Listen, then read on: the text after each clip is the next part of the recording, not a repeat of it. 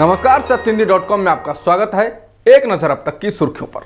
Line of actual control यानी LAC पर तनाव के बीच भारतीय सेना और चीनी सेना के प्रतिनिधि मंडल लेह के चुशुल में मुलाकात कर रहे हैं। दोनों देशों के सैन्य अधिकारियों के बीच बैठक शुरू हो गई है। सूत्रों की माने तो बैठक का एजेंडा दोनों देशों के बीच सेनाओं को पीछे हटाने के मुद्दे को आगे बढ़ाना है।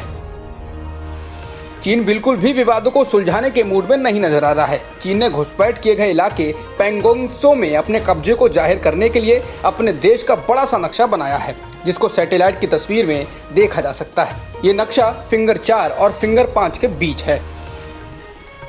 प्रधानमंत्री मोदी आज शाम 4 बजे देश को संबोधित करेंगे। उनके कार्यालय ने सोमवार की रात ट्वीट कर ये जानकारी दी। ये स्पष्ट नहीं है कि नरेंद्र मोदी किस विषय पर राष्ट्र को संबोधित करेंगे और वह क्या कहेंगे, पर उनका ये संबोधन ऐसे समय में हो रहा है जब पड़ोसी देश चीन के साथ भारत का तनाव चरम पर है।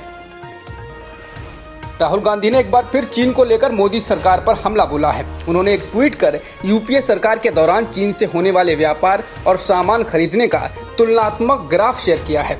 राहुल ने ट्वीट कर कहा, आंकड़े झूठ नहीं बोलते।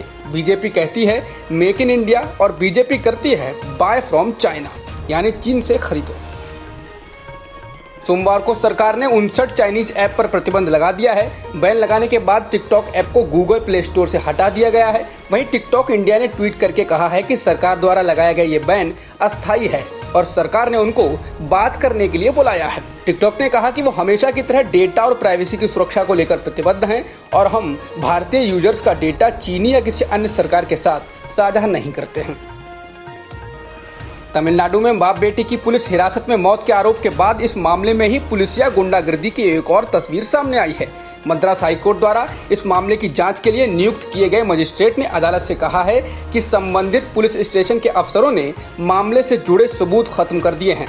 इसके अलावा ये लोग जांच में सहयोग नहीं कर रहे हैं और इन्होंने जांच कर रही टीम को धमकाने की कोशिश भी की है। इस मामले के बाद से ही देश में पुलिस के द्वारा किए जाने वाले उत्पीड़न को लेकर बहस जोरों पर है।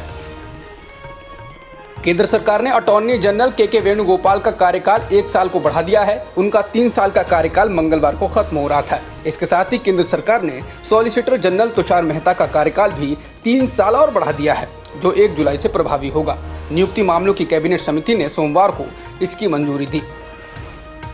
अनलॉक 2 में स्कूल, कॉलेजों और कोचिंग इंस्टीट्यूट को 31 जुलाई तक बंद रखने का फैसला किया गया है। इसके अलावा metro, cinema hall, gym, swimming pool, entertainment park, theatres, bar, auditoriums और ऐसे ही अन्य जगहें भी बंद रहेंगी। ऐसे सामाजिक, राजनीतिक, सांस्कृतिक, एकेडमिक और धार्मिक कार्यक्रम या ऐसे ही कुछ दूसरे कार्यक्रम जिनमें बड़ी संख्या में लोगों के इकट्ठा होने का अनुमान हो, उन पर भी पाबंदी जारी रहेगी।